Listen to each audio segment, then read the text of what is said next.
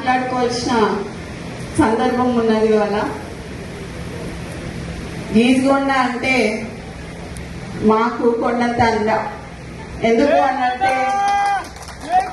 ఎందుకు అనంటే మా నాన్న అరెస్ట్ అయినప్పుడు రాజ్ కుమార్ అంకుల్, నవీన్ రాజ్ అంకుల్ వీళ్ళందరూ మేము 25 రోజులు గీజగొండ పోలీస్ స్టేషన్ ముందట పరుపులు వేసుకొని పండుకున్నాం.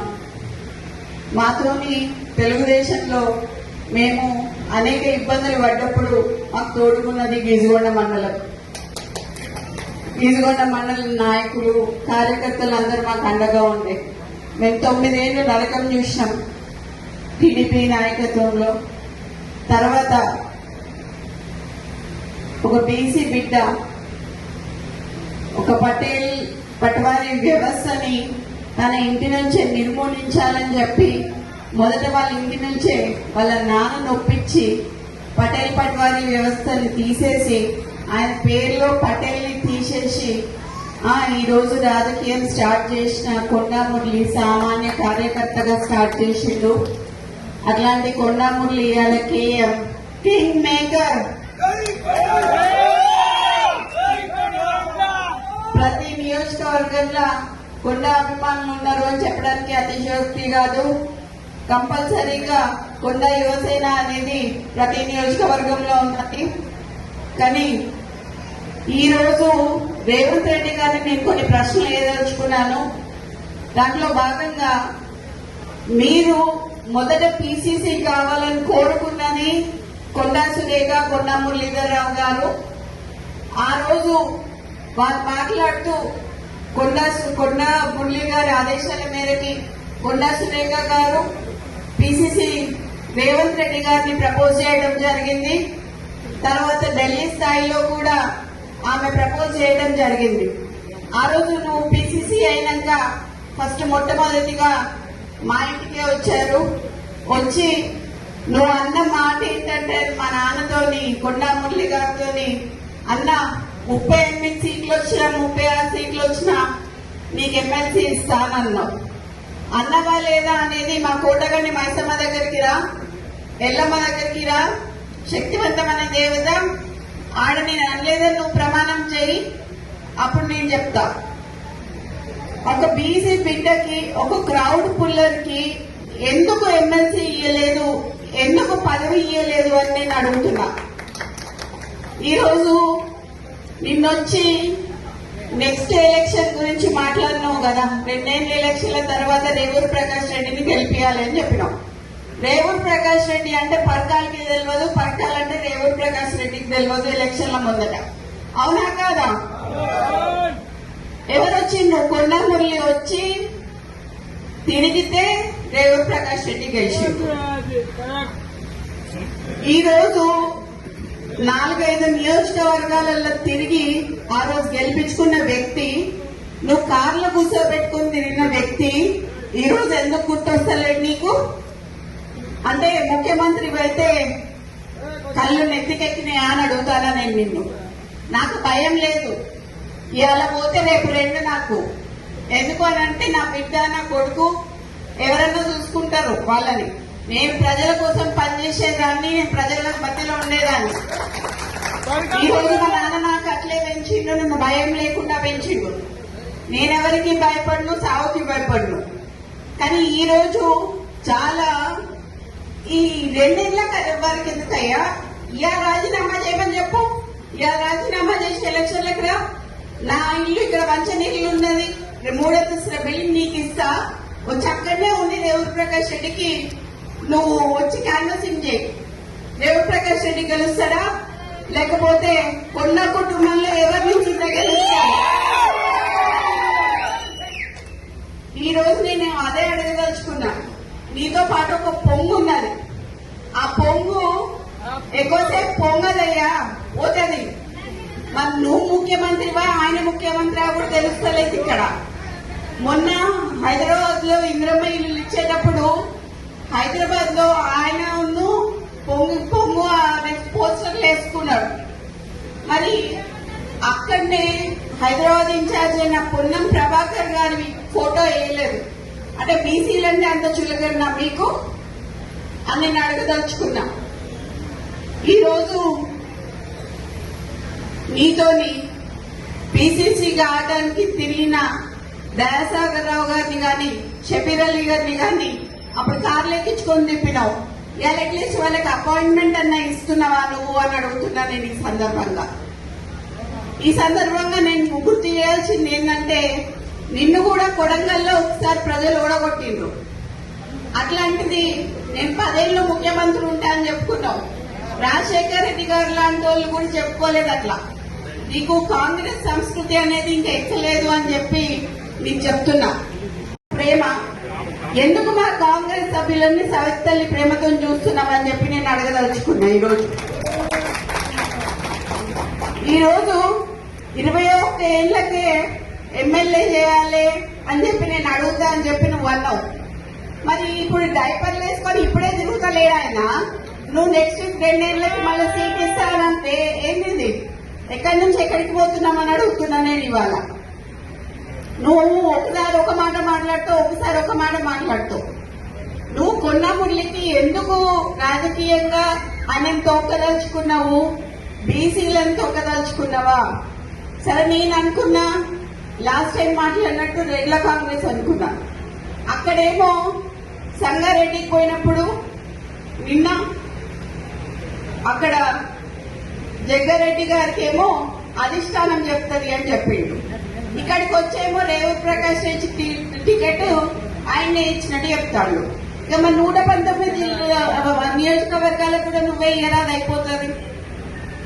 ఏదైనా కాంగ్రెస్ లా గుర్తుపెట్టుకో, రేవంత్ రెడ్డి అధిష్టానం నిర్ణయిస్తుంది తప్పితే ఇక్కడ సీల్డ్ కవర్ సీఎం ఉండదు తప్పితే సీఎం అనేది కుర్చీని కాపాడుకోవాలనంటే కొంచెం నిబద్ధతలు ఉండాలి.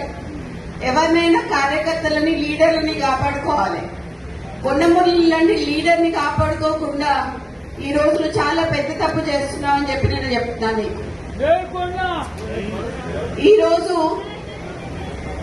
ఈరోజు మంత్రులకి ఇప్పుడు మా దగ్గరికే చాలా మంది బీసీ ఎమ్మెల్యేలు వచ్చినారు, మీరు అపాయింట్మెంట్ ఇవ్వట్లేదని చెప్పి.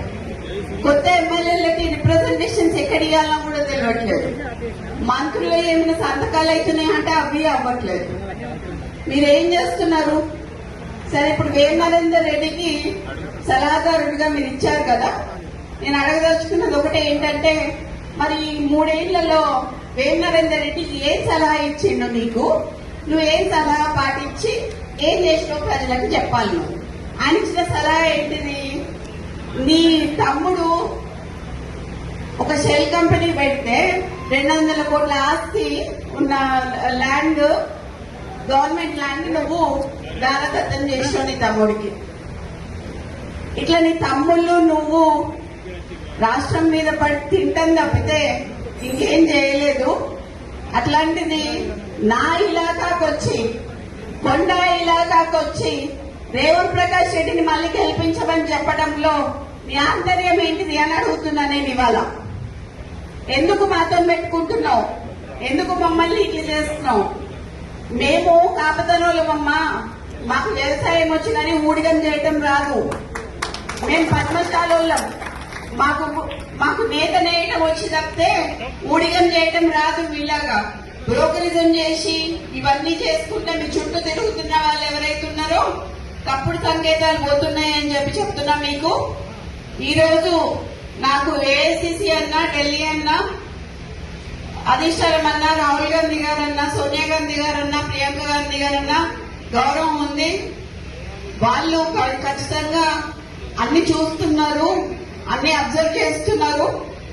అది మీరు చూసుకోవాలి. మరి ఎందుకు అని అంటే నెక్స్ట్ టైం కి మరి మీరు ఉండాలా, ఉండద్దా, ఓడిపోతారా అనేది కూడా కొంచెం సందిగ్ధంలో ఉండాలి. మరి మీరు ఎందుకు అని అంటే మీరు అట్లా ప్రవర్తిస్తున్నారు ఒక్కొక్కరి దగ్గర. ఇది అచ్చ కాంగ్రెస్ వర్సెస్ పచ్చ కాంగ్రెస్ అయింది. ఇక్కడ మొత్తం పచ్చ కాంగ్రెస్ మాత్రమే నడుస్తున్నది. ఇక్కడ అచ్చ కాంగ్రెస్ ఏది నడవట్లేదు. కాంగ్రెస్ సభ్యులు ఎవ్వరూ ఆనందంగా లేరు. దాంట్లో ఉత్తమ్ కుమార్ రెడ్డి అంకుల్, మేము యాక్చువల్లీ అసలు ఆయన పేరు చెప్పాల్సింది ఉండే మాకు చేసిన సహాయానికి. కానీ సరే, ఇది చేస్తాడు అని చెప్పి నా పేరు చెప్పడం జరిగింది. కానీ ఈ రోజు మురళీ గారిని మోసం చేయడం అనేది అది చాలా తప్పు కింద నేను భావిస్తున్నాను.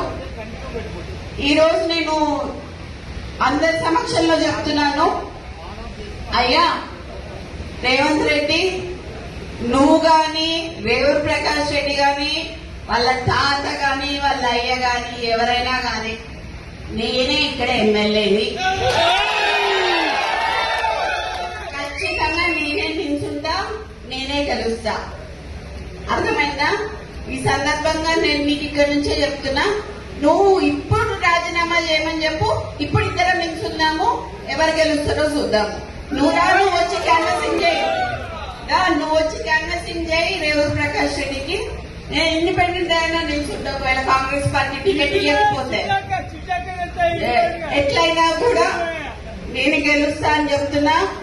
ఈసారి పర్కాల ఎమ్మెల్యేగా నేను పోటీ చేస్తానని ఈ సందర్భంగా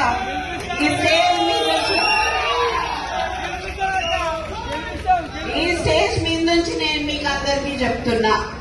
ఇది గతంలో చెప్పినా, కానీ ఇవాళ నేను ఎందుకు చెప్తున్నా అంటే 2 ఏళ్ల గెలిపేయమని చెప్పి అసందర్భంగా మాట్లాడిండు కాబట్టి, అనవసరంగా నన్ను రెచ్చగొట్టిండు కాబట్టి నేను ఇవాళ రావాల్సి వచ్చింది, ఇంత మాట్లాడాల్సి వచ్చింది. నీ ఇంకా బయటికి తీయాల్సిన చాలా ఉంటాయి. నువ్వు ఇంటెలిజెన్స్ రిపోర్ట్స్ తెప్పించుకొని ఇవాళ అందరు మా లీడర్లు అందరు ఇళ్ల దగ్గర పోలీసు వాళ్ళని పెట్టావు, నువ్వు ఇంటెలిజెన్స్ రిపోర్ట్ తెప్పించుకొని. ఎందుకంత భయం నీకు? నువ్వు మాట్లాడింది తప్పని నీకు కూడా తెలుసు కాబట్టి. కొండా మురళి మంచోడు కాబట్టి ఇప్పటి వరకు బయట మాట్లాడలేదు, కొండా సురేఖ మంచిది కాబట్టి మాట్లాడలేదు. చిత్తగట్ల కాదు, ఏదున్నా చెప్పేస్తుంది కాబట్టి నేను చెప్పిన ఇవాళ మా నాన్న మా అమ్మ బాబాలు వేరుండొచ్చు, నా బాబాలు వేరుండొచ్చు, కానీ అందరం కలిపి ఒకటే తాటి కిందికి వచ్చేది ఎక్కడ అంటే ప్రజాసేవ దగ్గర. ప్రజలకు సేవ చేసుకోవాలనేది మా ముగ్గురులో ఉంది కాబట్టి, ఆ రక్తం నాలోనూ ప్రవహిస్తుంది కాబట్టి ఈసారి ఎమ్మెల్యేగా గెలిచి ఇప్పుడు కాదు ఇంకొక 20 ఏళ్ళు నేనే ఎమ్మెల్యేగా ఉంటా అని చెప్పి చెప్తున్నాను. అట్లా నేను చూసుకుంటా పరకాల ప్రాంత ప్రజలని కంటికి రెప్పలాగా నేను కాపాడుకుంటా. ఈ రోజు ఎవరికి కష్టం వచ్చినా నా ఇంటి తలుపు తట్టొచ్చు. నేను త్వరలో పరకాల్లో ఇల్లు కట్టుకుంటున్నా, అక్కడ ఉంటా. వచ్చినప్పుడు ఖచ్చితంగా అందరినీ కలుస్తా. కలిసినాకనే ఎలక్షన్లకు పోదాం మనం. ఈ లోపల మరి ఆయనకి కొంచెం ఆరోగ్యం బాగాలేదు కదా, మరి ఎట్టి ఉంటుందో చూద్దాం. మరి అప్పటి వరకు ఎలక్షన్ వరకు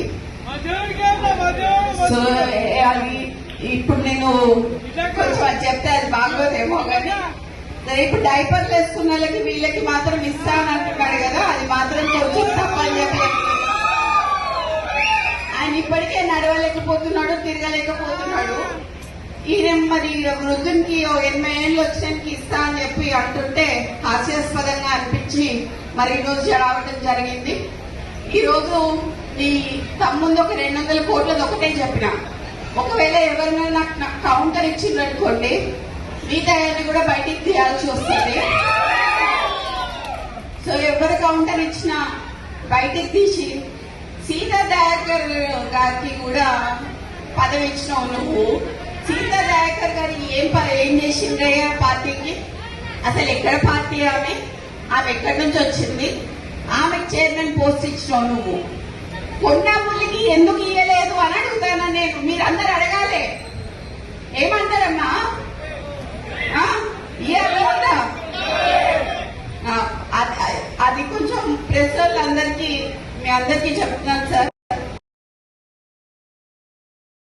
నేను చెప్పాలనుకున్నా చెప్పిన దీనికి కౌంటర్ ఇస్తే మాత్రం నేను ప్రెస్ క్లబ్ లో కూర్చొని ప్రెస్ నోట్ రిలీజ్ చేసి మొత్తం ఉన్నాయి అన్ని బయట పెట్టాల్సి వస్తుంది. సో అందుకని చెప్పి ఇక్కడితో ముగిస్తూ